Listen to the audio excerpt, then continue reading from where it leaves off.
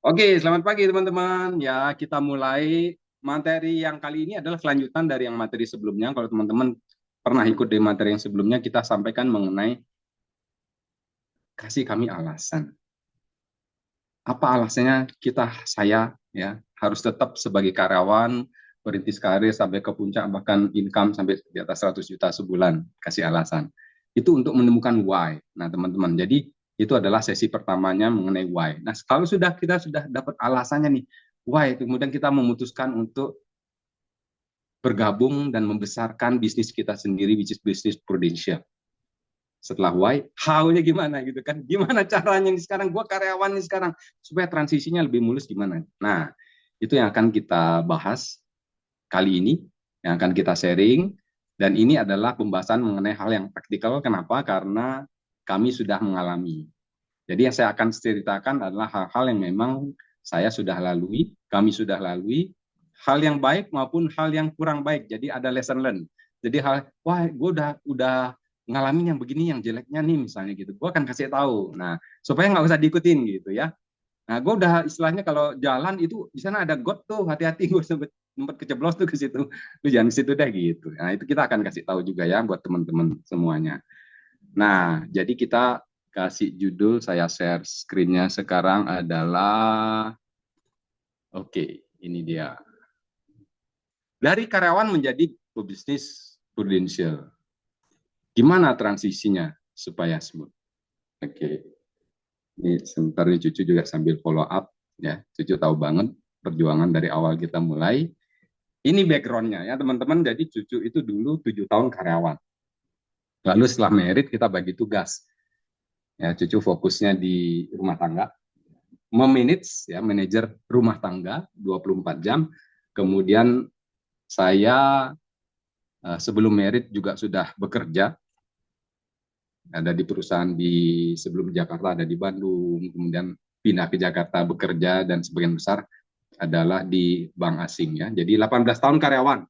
Kemudian sempat sebelum di Prudential sudah mencoba juga sebuah bisnis ya. Jadi 3 tahun wira swasta kemudian menjalankan bisnis Prudential. Nah, pengalaman itu yang akan kita sharing ke teman-teman. Kami memulai bisnis Prudential di masa pandemi ini, berkenalan karena tadi ada banyak yang baru ya. Tahun 2020. Nah, tahun 2020 ini bulan Mei terdaftar di Prudential sebagai agent atas nama Cucu. Kemudian kita analisa bisnis ini skemanya seperti apa. Kuncinya adalah di promosi. Jadi kita harus kejar promosi segera. Jadi kita bulan Juni achieve target promosi, 2021 September kita achieve promosi untuk agency director, dulu namanya agency director, sekarang namanya agency builder ya. Kemudian tahun 2023, tahun lalu nama saya masuk sebagai agent. Nah, dari perjalanan itu 2020, setiap tahun kita MDRT, setiap tahun kita ada Star Club. Nah, yang pertama adalah teman-teman tahu nggak apa bedanya karyawan menjadi karyawan dan menjadi pebisnis, teman-teman? Boleh ditambahkan ya, boleh open mic silakan ditambahkan, kalau yang mau chat boleh di chat ya. Yang paling membedakan adalah karyawan itu orientasinya income tetap ya.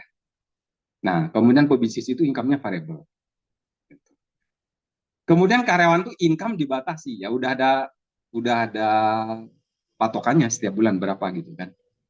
Nah, di sisi lain kalau pebisnis income-nya tak ada yang batasin. Nah, kalau karyawan kita waktunya sudah ada aturannya, jam berapa sampai jam berapa, hari apa sampai hari apa. Kalau pebisnis, waktu kita yang ngatur sendiri. Karyawan kita kerja dikasih uang, nggak pakai modal. Ya modalnya ya pergilah tenaga gitu kan, pikiran, fisik.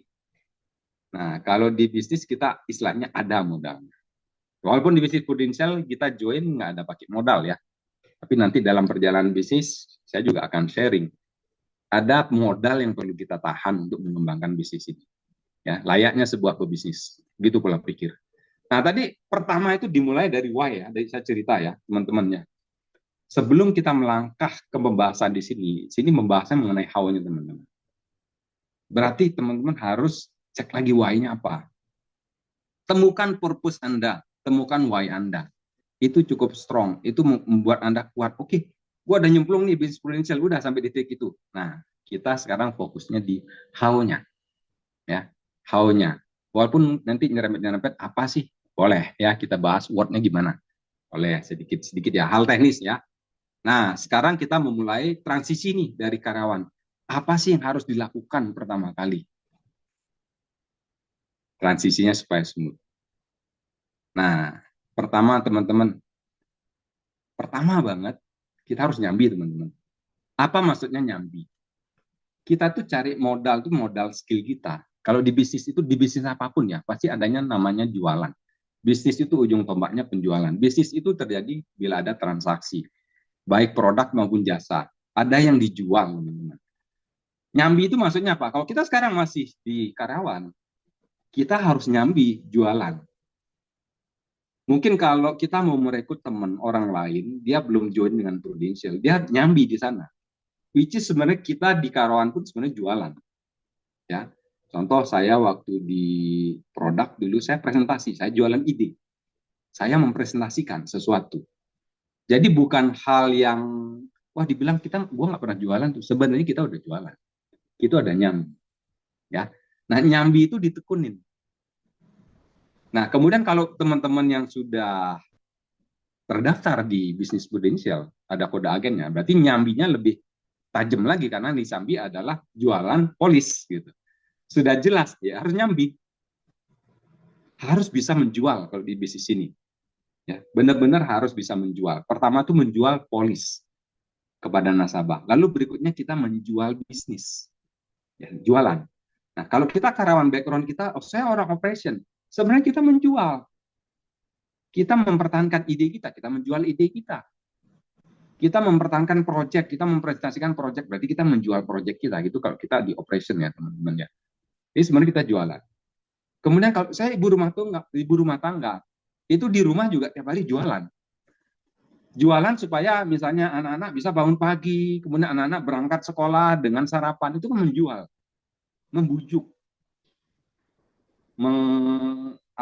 melakukan persuasi ya kepada anaknya, kepada sekeluarga, kepada ART, kan begitu yang lakukan di rumah ya. Jadi ibu rumah tangga kan semua itu sebenarnya pekerjaan jualan setiap hari, menjual sesuatu tanpa disadari sebenarnya itu jualan. Nah itu nyambi, itu yang maksudnya. Nah lebih spesifik lagi, saya mau cerita ya. Dulu itu saya waktu di karyawan, saya ingat banget perjalanan karirnya dulu. Saya belum pernah jualan.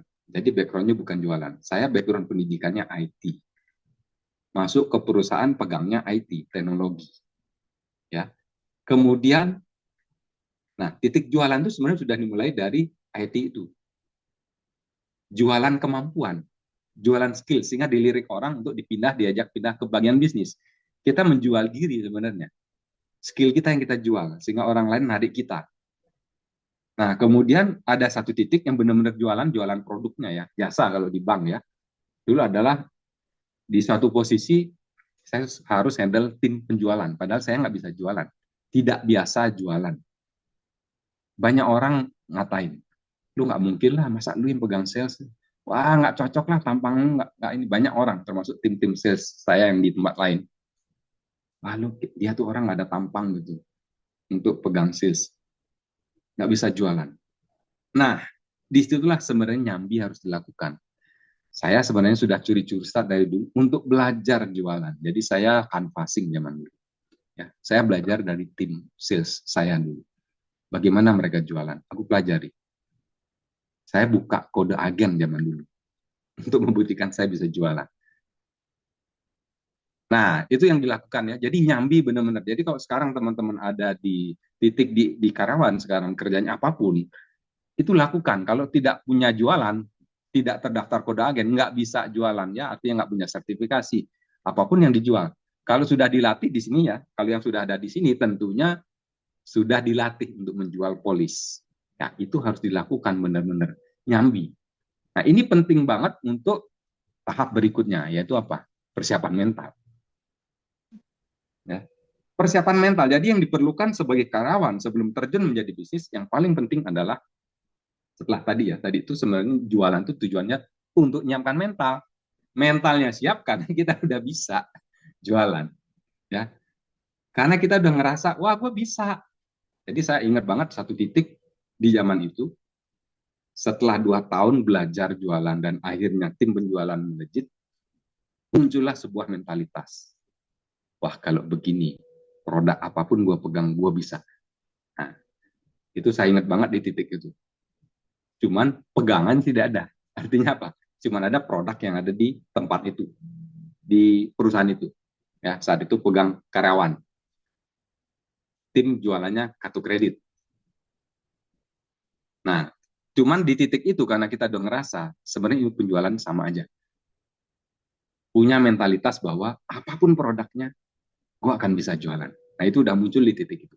Nah, teman-teman, ini penting banget untuk teman-teman latih pada saat menjadi karyawan. Ya, mentalitas itu sebenarnya, oh, gue siap mentalnya menjadi pebisnis karena kita udah ngerti. Mentalitas yang dimasukkan di sini kita udah ngerti cari duitnya gimana caranya, gitu gampangnya teman-teman. Ya, kalau istilah gampang saya di sini kita sudah punya dagangan nih. Kita sering lihat ya, kalau kita misalnya paling gampang deh beli makanan di sebelah sini, sebelah rumah ada namanya warung mie ayam ya. Tinggal gelar aja dagangannya, dapat uang kan gitu kan, dapat income. Nah begitu sebenarnya persiapan mental tuh di sana kuncinya. Gue siap mental karena gue tahu untuk mendapatkan income ini gue jualan. Nah nanti ada di teknik terakhir saya akan bahas lebih detail mengenai jualannya seperti apa untuk mendapatkan income berapa. Nah kemudian kita sudah mulai berhitung omset ya, persiapan mentalnya kita udah mulai berhitung omset nih, kalau gue jualan begini jadi omset berapa ya, oh omset ini kan akan menghasilkan uang berapa ya, hubungannya ke situ sih ya. Jadi persiapan mental ini sebenarnya mentalitas yang tadi ya, balik ke depan itu adalah karena waktu di karyawan income-nya segini nih tetap, nah, kita siapin mental kita bahwa nanti kalau income gue 10 juta sekarang, gimana caranya gue bisa income 10 juta. Itu mentalitasnya udah tahu karena kita udah nyambi ya. Di sini dibilang variabel. Nah, supaya nggak variabel dan dia tetap gimana? Enak banget ya, karena bisnis di polis ini, Prudential kan income-nya bisa 2 tahun, bahkan yang setiap tahun kita produknya ada ya. Sepanjang tahun kita dapat komisi kan. Apalagi kalau bisnis yang lain gitu loh, dibandingin dengan polis kita masih lebih gampang lah boleh dibilang. Karena income-nya setiap bulan datang. Ya, ada passive income. Kalau kita jualan baju kaos kan setiap hari mesti jualan, setiap bulan mesti jualan yang sama. Ya, kalau di polis, jualan polis lebih lebih simpel sih menurut saya dibanding jualan yang konvensional. Nah, itu maksudnya persiapan mental. Kita udah bisa menghitung omset. Berikutnya apa, teman-teman? Nah, ini penting banget, cost management. Kita berpindah ya, dengan income dimanapun kita sebelumnya punya income tetap sebagai karyawan. Kita ada tahu lah, lebih gampang kita mengelola income dan expense, ya, pemasukan dan pendapatan dan pengeluaran. Nah, yang paling penting di sini kalau kita menjadi pebisnis adalah kita mencatat pengeluaran. Kita kategorikan pengeluaran. Yang sebelumnya tidak mencatat, saya sarankan punya catatan, paling tidak punya figur. Ya, tahu bahwa pengeluaran itu total berapa setiap bulan dan kategorinya apa. Misalnya untuk makan berapa, untuk sekolah berapa, untuk transport berapa. Nah, dari semua jenis pengeluaran itu tentukan prioritas. Menentukan pengeluaran minimalnya berapa. Berapa nih minimal gua harus bisa achieve atau gua harus bisa survive. Kan karena benar-benar di sini boleh dibilang bisnisnya mulai dari nol nih ya. Nggak punya bisnis lainnya. Kita mulai bisnis yang baru di sini, bisnis Prudential. Kita harus tentukan, gua harus dapat income berapa. Nah, mungkin saya perlu tambahkan di sini ya, saya akan, ini materinya akan berkembang terus. Di sini kita akan tambahkan, kita punya tabungan berapa gitu. Ya, itu boleh dibilang modal kita ya, untuk menutupin income atau expense kita berapa bulan. Nah, ini penting banget untuk kita mulai mengukur. Kenapa kita berani? Karena di sini teman-teman ada hitung-hitungannya. Kalau teman-teman pertama kali join bisnis Prudential harus tahu skema bisnis Prudential. Income itu asalnya dari mana dan berapa tahun pertama akan dapat berapa, tahun kedua akan dapat berapa, dari mana asalnya. Nah, karena kita sudah menentukan pengeluaran minimal kita berapa, kita punya ukuran. Gue akan bisa mencapai itu dengan melakukan usaha apa.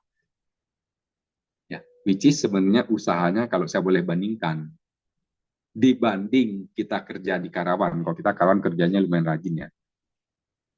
Artinya kita ya pagi datang meeting rajin banget gitu. Kalau itu diterapkan di bisnis ini sih hasilnya lebih luar biasa, ya. Hasilnya lebih luar biasa kalau di bisnis prudensial. Kita akan masuk ke situ nanti. Nah, kita memiliki mental pengusaha. Apa maksudnya mental pengusaha? Mental pengusaha itu selalu dia berhemat lah, boleh bilang. Ya. Dia uh, keep prioritas apa yang paling penting untuk dia lakukan gitu ya. Untuk dia expense, untuk dia gunakan uangnya. Sambil dia berpikir investasi apa yang mesti gue kembangkan untuk bisnis gue. Karena itu akan berpengaruh benar-benar langsung ke direct bisnis kita masing-masing. Ya. Nah, jadi cost management ini penting. Misalnya tadi kan ada income misalnya 10 juta. Nah, setiap bulan berapa pengeluarannya? Ada yang orang income-nya 50 juta. Berapa tiap bulan ini? Minimal, ya. Tentu tidak bisa disamakan pada saat kalau kita dapat gaji tetap.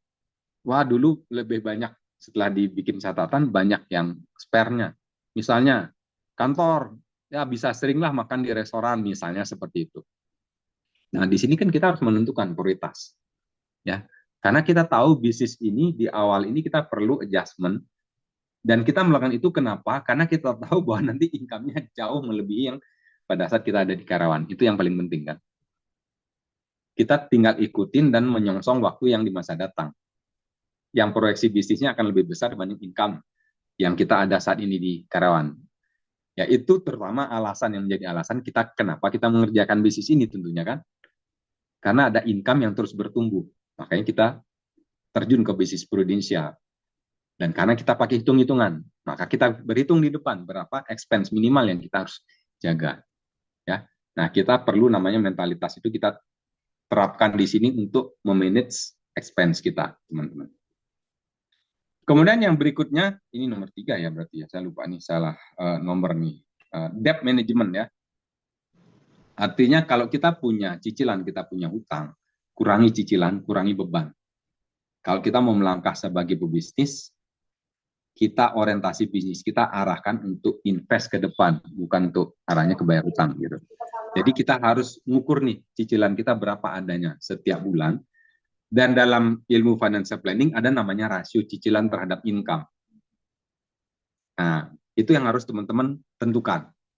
Normalnya rasio income itu 35% kalau dalam financial planning.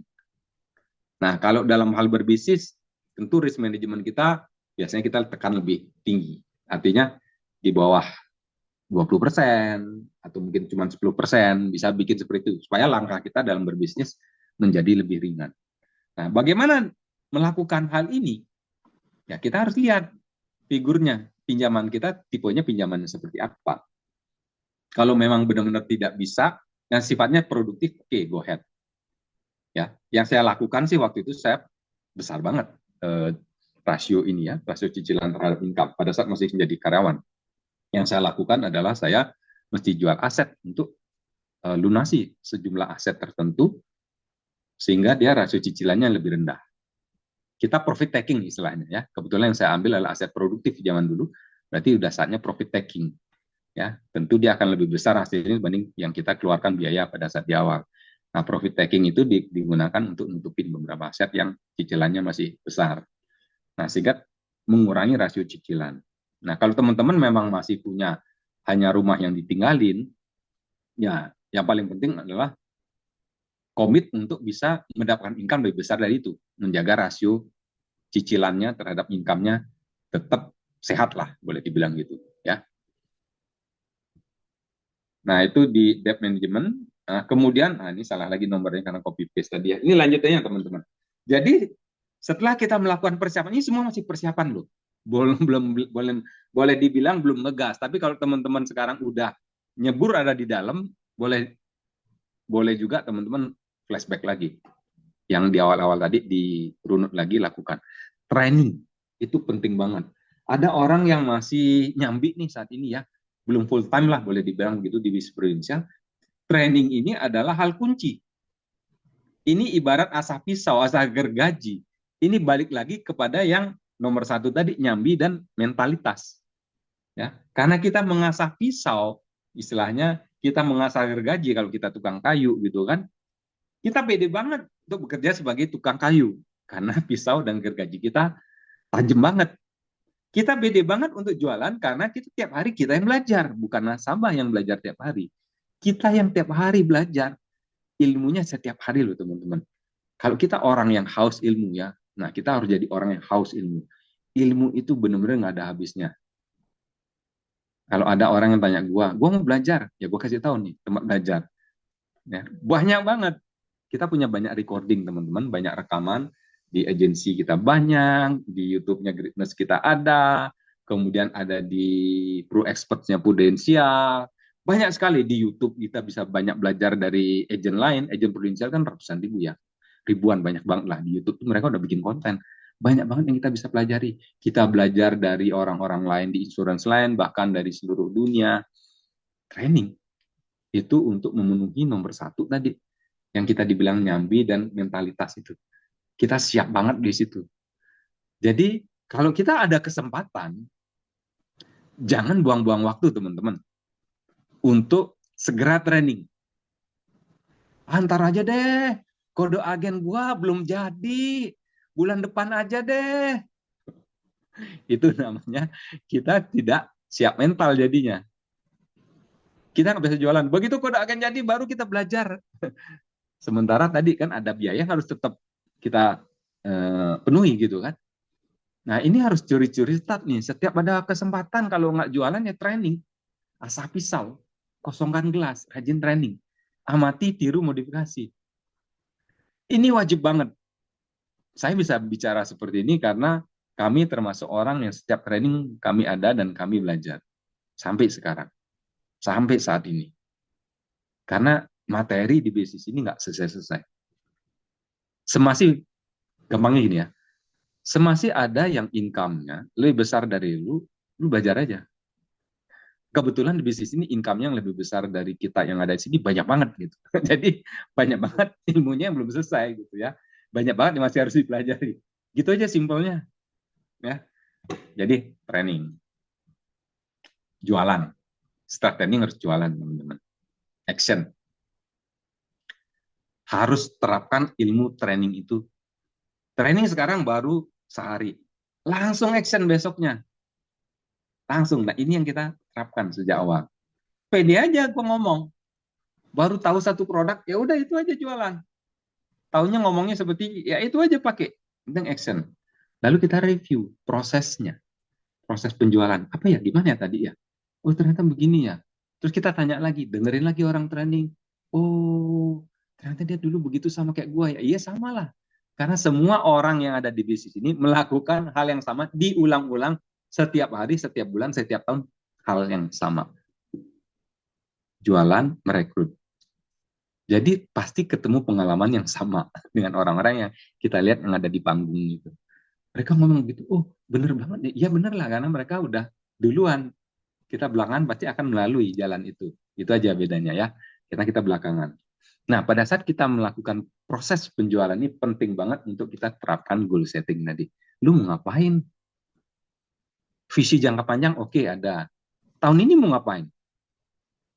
Bulan ini mau ngapain? Harus tentukan tuh. Ya, goal settingnya kita harus jelas.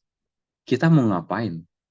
Bahkan setiap harinya, setiap hari bangun tidur mau ngapain jadi jelas karena kita udah punya goals. Ya, target kita di sini.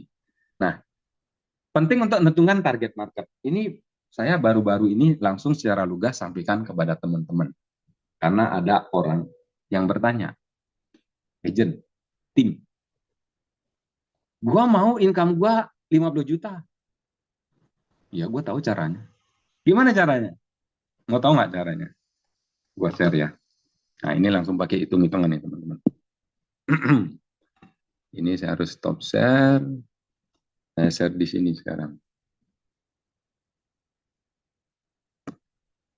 Bentar. Oke. Ini ya ceritanya ya. Saya mau income 20 juta. Teman-teman boleh sebutkan deh di chat mau income berapa? Ayo, langsung tanya deh. Saya sebelumnya income-nya di karyawan berapa juta? Saya mau income-nya segitu juga. Atau saya maunya income-nya sekarang stabilnya segini nih. Alvin 1 miliar, berarti income lu sekarang 1 miliar. Ya, jadi maksudnya gua sekarang income-nya berapa dan gua pingin income gua tetap segitu. Billy 20 juta. Gini rumusnya Billy. Income sekarang 20 juta kan.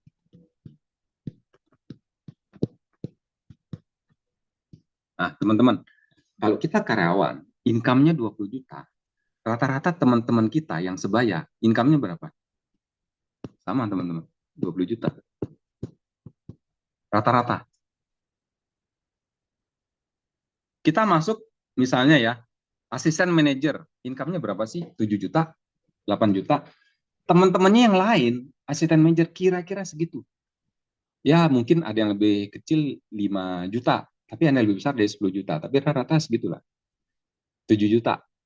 Nah, kalau kita manajer atau kita EVP, income-nya 20 juta. Teman-teman kita yang EVP, income-nya 20 juta juga. Di kisaran itu adanya. Dan kita rata-rata bergaul dengan orang sebaya. Ya, biasanya direktur bergaul sama direktur, gitu loh maksudnya. Kita EVP dengan EVP, manajer dengan manajer, asset manager dengan asset manager, clerical dengan clerical. Itu umumnya ya, teman-teman. Benar nggak? Benar apa benar? Boleh ini sih, boleh dipikir-pikir lagi sih. Kalau ada yang nggak benar ya boleh disampaikan ya. Tapi saya mengamati begitu. Nah, rata-rata begitu teman-teman. Jadi caranya adalah kalau kita sekarang karyawan income-nya 20 juta, lu cari tuh teman-teman sebaya lu sebagai target market lu. Ini menjadi target market lu. Ya. Saya waktu join di sini misalnya umurnya 30, maka saya cari orang yang umurnya 30, teman sebaya. Rata-rata mereka karirnya mirip lah sama, income-nya juga segitu. Itulah target market lu, maka itulah akan menjadi income lu. Percaya banget. Jadi kalau itu target market Anda, maka income Anda akan di situ, akan benar-benar sana. Loh kok bisa? Nah, gini rumusnya. Gini rumusnya teman-teman. Dia punya income 20 juta kan. Dalam financial planning, orang spending beli polis itu 10% sampai 30%. Nah, 10% nih. 10% itu kan 2 juta berarti kan. Nah, dia bayar preminya 2 juta per bulan. Ini premi dia nih. Nah, kalau di produk tradisional prudensial sekarang ya, kita dimudahkan untuk orang bisa bayar tahunan, dia lebih hemat kan. Hemat 1 bulan dia. Maka dia akan bayar bukan 24 juta. Ya. Harusnya kan kalau dia kali 12, ini kan 24 juta kan. Itu. Ini orang bayar premi bulanan. Kalau dia bayar premi tahunan, nih, premi tahunan. Berarti dia kan dia kali 11 ya. Maka dia 22 juta. Nah, sekarang kan lagi happeningnya produknya PCA ya. PCA yang premi tahunannya 22 juta, komisi dia berapa? Masih ingat nggak rumus komisi? 25%. Ya. Berarti 5 juta 500 ribu kan? Tapi kalau misalkan di resign. Apa? 5 juta 500 ribu nih. Ini income-nya dari satu nasabah. Nah, karena ini 25%, berarti untuk mencapai 100%, berarti kali 4 dong. Kali 4 ya. Jadi 4 nasabah per bulan. 4 nasabah per bulan. Ya, 4 nasabah per bulan. Berarti kalau per minggu, berapa? 1 nasabah kan? 1 nasabah per minggu. Closing rasio, kita anggap pesimis deh. 1 dari 10 prospek. 1 closing dari 10 prospek. Berarti per minggu itu adalah 10 prospek. Betul? Per minggu 10 prospek, ya. per minggu. Maka kalau per hari 2 prospek. Tuh. Sama nggak rumusnya dengan dynamic? Presentasi 2 sehari. 2 presentasi sehari. Nah, presentasi 2 sehari itu membuat income kita sama dengan waktu kita di karyawan. Percaya kan? Itu rumusnya. Jadi jangan takut bahwa, wah, gua income gua 50 juta. Ntar mulai dari nol lagi. Lu nggak dari nol lo. Ya. Gua income gua 100 juta nih sebagai karyawan. Ntar gua mulai dari nol lagi. Takut gua. Rumusnya sama begini. Lu cari aja target market teman-teman sebaya lu, maka income lu segitu juga. Which is rumus di dynamic, di agensi kita, ya segini. Bukan hanya di dynamic, 1 prudensial, 1 nusa, bangsa, dan tanah air itu 2 prospek sehari kan. Apalagi kalau kita dapat prospeknya lebih banyak dibanding ini. Kalau mau naik income lebih cepat, nah itu yang gue lakuin. Target marketnya gue naikin. Target marketnya gue naikin. Caranya gimana? Ya gue presentasi ke bos-bos gue lah. Ya kan? Itu aja simpelnya. Kita income-nya 20 juta. Ya kita cari bos gue ya. Bos-bos kita yang income-nya 50 juta. Nah, tapi harus hati-hati. Hati-hatinya apa? Lu bisa jadi keenakan. Karena targetnya nyampe lebih cepat. Itu aja sih yang gue bilang hati-hatinya. Bisa jadi lu nyampe targetnya kecepatan gitu. Sehingga ininya nggak dilakukan. Ya karena income-nya kan misalnya di sini 20 juta. Target marketnya 40 juta. Ya dia 1 prospek sehari. Nah ini penting banget untuk menjaga 2 prospek sehari. Karena istilahnya dalam bisnis kita ini yang namanya activity, teman-teman. Hati-hati dengan jebakan ini. Ya, kita biasa jualan bikis misalnya, agak nyantai gitu loh. Ya sebulan ya kalau gua ya sekarang ya misalnya mau misalnya income yang kita inginkan cukup 1 case gitu. Sehingga kita nggak melakukan aktivitas ini. Bahaya banget kalau kita tidak melakukan activity ini. Balik lagi yang tadi yang di awal waktu training itu gergaji kita tumpul teman-teman. Itu yang bahayanya. Ya nggak tajam lagi. Nah, ini untuk menjaga gergaji kita supaya tajam, pisau kita terasa. Terus adalah activity 2 sehari. Ya, nanti saya akan jelaskan pada saat menjadi leader, activity-nya jualan, walaupun yang jual bukan hanya polis, yang dijual adalah bisnis. Ya, tetap melakukan 2 aktivitas ini. Nah, jadi ini rumus sederhananya, teman-teman. Ya, jangan takut kalau misalnya, gue income-nya tadinya 30 juta, gue jam ke sini, gue mulai dari nol lagi. Nah, lu lakukan konsep yang ini. Gue yakin lu pasti akan sama income-nya. Gitu ya teman-teman ya. Sudah jelas? Ada pertanyaan? Simpan buat nanti. Oke. Kita lanjut dulu ya. Kalau mau 1 miliar kayak Alvin, ada nanti. Ya, private deh nanti ya. Gua bisa sharing. Oke. Nah, sekarang saya lagi share lagi. Setelah jualan adalah promosi, teman-teman. Nah, ada resep rahasia nih di sini, teman-teman. Di bisnis. Balik lagi ke why kita di awal kurs ini mau ngapain sih? Mau bisnis atau mau jualan gitu? Jualan polis gitu kan? Enak nih jualan ya karena income-nya cepat. Itu yang saya maksud tadi, keenakan kadang ya. Lebih enak, dapat income-nya cepat langsung. Ya kalau gitu kenapa lu nggak balik lagi aja ke jadi karyawan gitu kan jadinya? Kan ada sesuatu yang membuat kita datang kemari justru bukan untuk itu gitu. Ada sesuatu yang kita lakukan kemari yang berbeda. Kalau nggak ngapain? Ya kenapa nggak kayak dulu lagi aja kan gitu ya ceritanya. Balik lagi ke why tadi. Nah di sini promosi. Ya segera promosi dan segera mempromosikan. Nah kalau teman-teman waktu promosi ya resep yang tadi saya ceritakan waktu jualan lebih enak. Ya, contoh menjadi AB ya posisi agency director sekarang namanya agency builder. Effortnya itu setengahnya ya jadinya ya, bahkan seperempatnya dibanding pada saat kita menjadi agent. Kok tadi kan harus jualan terus gitu kan? Ya kok tadi harus 4 nasabah, sebulan. Sekarang cukup 2 nasabah kalau dari jalur jualan. Nah, kita punya waktu lebih. Nah, itulah digunakan untuk mengembangkan bisnis. Itu sebenarnya poinnya. Kita udah sampai di titik income yang sebenarnya kita sudah memenuhi income kita pada saat kita jadi karyawan dulu. Apa yang harus dilakukan? Ya, kita jualannya lebih rendah, effortnya tadi nggak perlu segede waktu jadi agent, lalu waktu yang lebih digunakan untuk kembangkan bisnis. Nah, bahkan pola pikirnya lebih ini lagi sebagai pengusaha adalah bila perlu kita benar-benar nggak jualan, karena itu adalah investasi kita.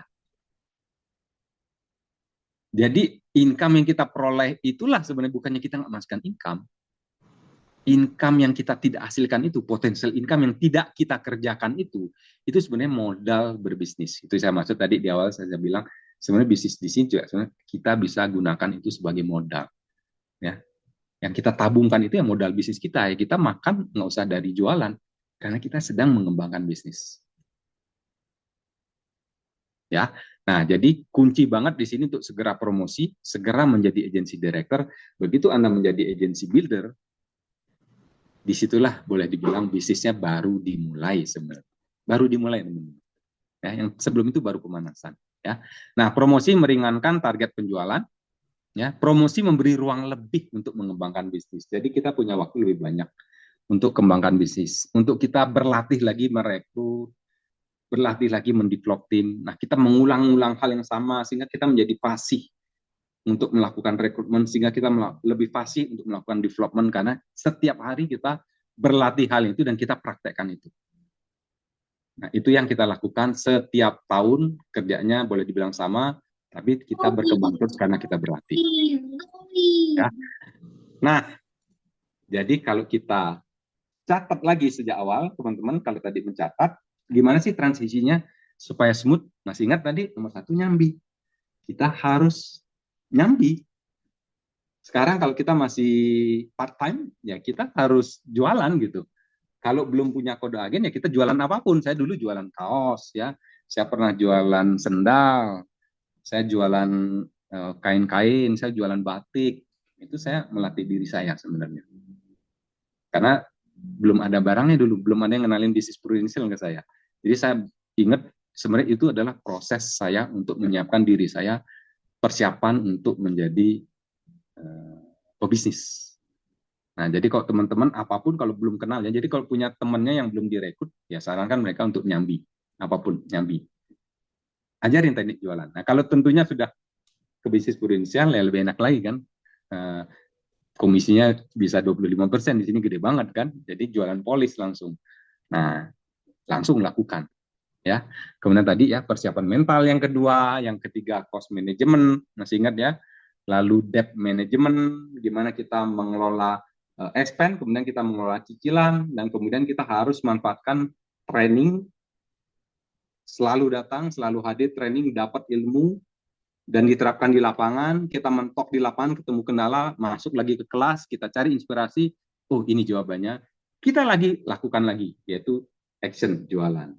Dan ingat, ujung-ujungnya kita harus segera promosi dan berlatih untuk mengembangkan bisnis, mempromosikan, membantu orang promosi menjadi A, B, dan menjadi AB, sehingga teman-teman yang kita ajak itu lebih sukses. Gitu terus dilakukan, muter-muter terus. Begitu setiap tahun. Nah, dengan demikian, ya ini yang kita dapatkan ya teman-teman, nanti kalau udah jadi leader, ya jalan-jalan, kemudian kita sharing ke banyak orang, kita berkumpul, kita berbagi, membantu orang lain lebih sukses, dan ternyata bisnis ini juga memberi kita value yang lain. Begitu nasabah kita say thank you ke kita atas bantuan yang kita bawakan kepada mereka berupa uang tunai ataupun tagihan rumah sakit yang terbayarkan ratusan juta, miliaran. Disitulah value kita ngerasa, oh bener nih bisnis ini value-nya gede banget ya. Terus, ikuti sistem which is minimal ketemu 2 prospek sehari, kenalan selalu setiap hari, presentasi setiap hari. Sekarang lagi ada produk-produk baru, ada Pro Critical Amanah, ada Perwell, lakukan terus itu, dalamin terus itu, produknya bagus banget, ya dapat cuan dari sana. Nah, pentingnya promosi kita itu adalah mewujudkan why kita, yaitu hidup kita berkelimpahan, sehat, dan bahagia. Gitu teman-teman, sharing dari saya, mudah-mudahan ada manfaatnya dan maaf kalau ada yang kurang. Nanti kurang-kurangnya akan kami bahas lagi di hari Senin. Kebetulan kami diundang lagi M3 hari Senin, waktunya lebih panjang 2 jam dan bisa interaksi, bisa tanya jawab. Kita akan bahas lebih detail, langsung ketemu tatap muka dan kita bisa coret-coret lebih detail juga di situ. Oke, mudah-mudahan banyak manfaat dan kalau ada pertanyaan nanti silakan di sesi berikutnya. Terima kasih.